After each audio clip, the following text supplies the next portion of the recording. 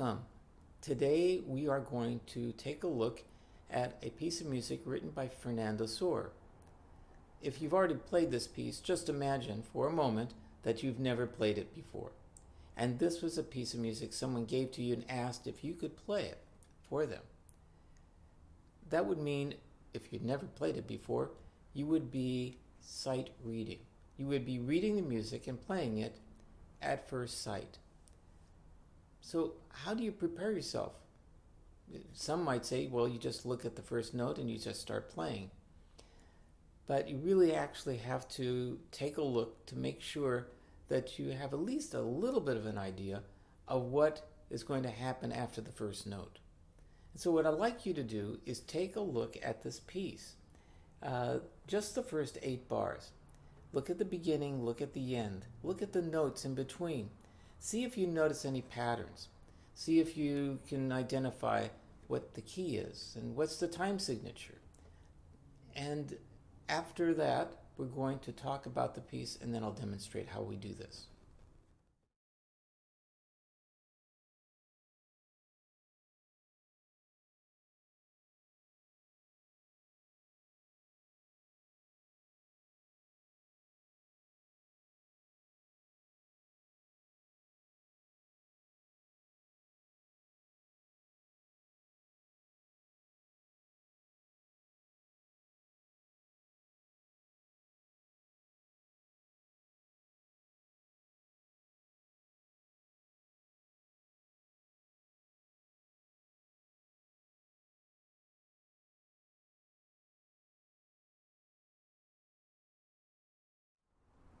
Okay, if you wrote down some of your ideas or you can remember them, you can see if you notice some of the same things I'm going to mention.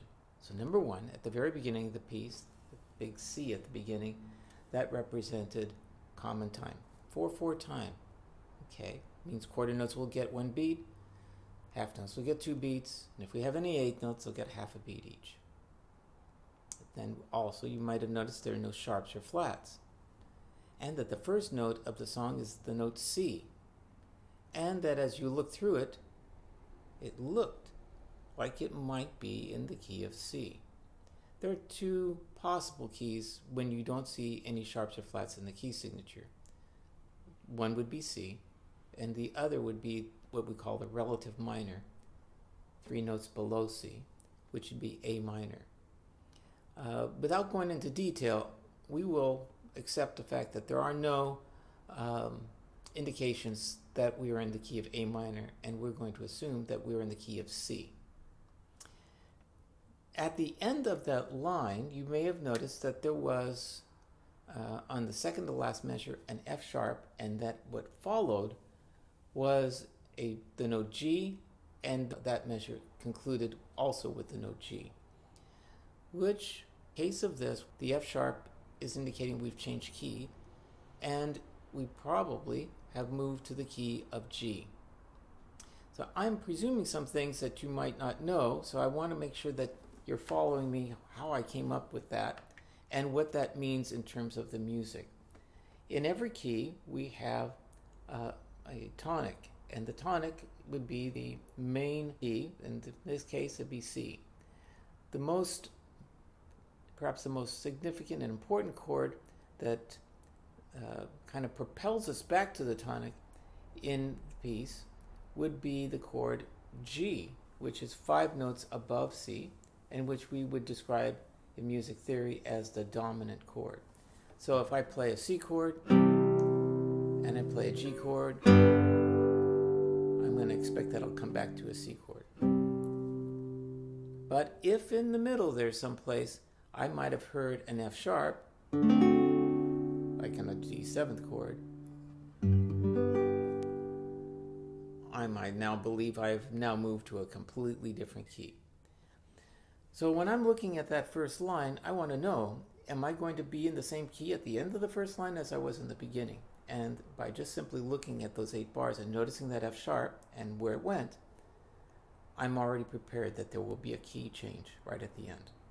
How long that will last, that would take just another moment or 2 to look at what follows this. But in today's little lesson, we're just going to take a look at the first 8 bars. Now, if you look at the first two measures of the piece, you may have noticed they were exactly the same. They were identical.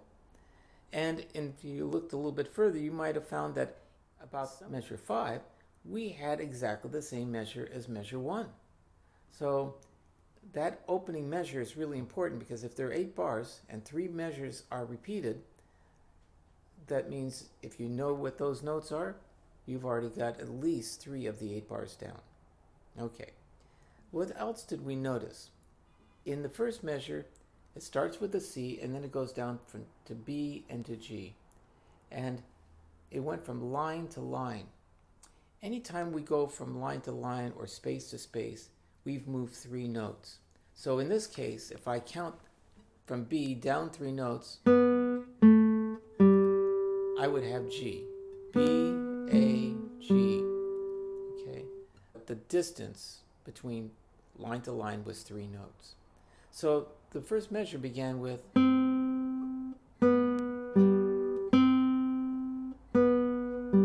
yeah. So far so good. Measure 3. What did you notice? Maybe you noticed that it moved by step, like a scale. But at the end of that measure, it moved from space to space. Again, that means you went on E and you skipped F and you went to G. So being able to recognize that you've moved from one space to another or one line to another, you will know that you've skipped a note in that scale. So you would have had C, D, E, skip F, G. C, D, E, F, skip G. And then it came down to F and down to E and to D. So that was like a scale. So it went up, it skipped, and went down like a scale. So when you looked at that first 4 bars, you might have noticed not only the skips, but where the notes were moving by step. That's a really helpful and important thing to remember. The next measure was the repeat, measure 5. And then measure 6, you notice that it was space, space, line, line. Now we know space to space from C, skip D and go to E. D, skip C and go to B. So that ends up sounding, we skip D, and then we came back to D, we skip C, B. And where does it go from there? This is the toughest part. Right here at the second to last measure, you see large leaps. And so this might have been the one spot, if you were looking, you might have said, there's lots of notes and they look like they're far apart from each other. Do they have anything in common? How close are those notes together? Well, you notice there's one that's way, way down on the bottom. We'll just assume that's probably like a bass note. But the 3 on the top, maybe you can recognize A and C, and the third one is found on the first string. If you notice that these notes are on successive strings, you've got a chord. You've got a chord, you can finger the chord right at the very beginning. And this is how easy that measure will then become.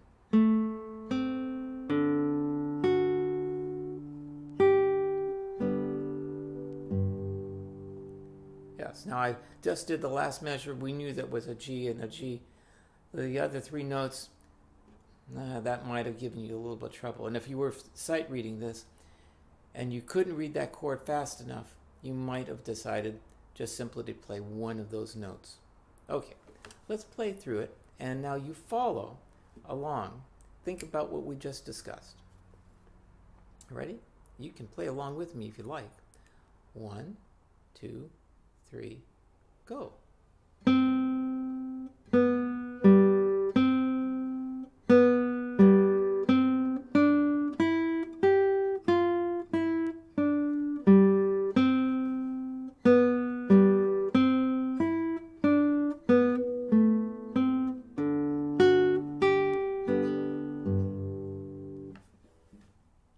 If you manage to get through the whole thing perfectly, standing ovation.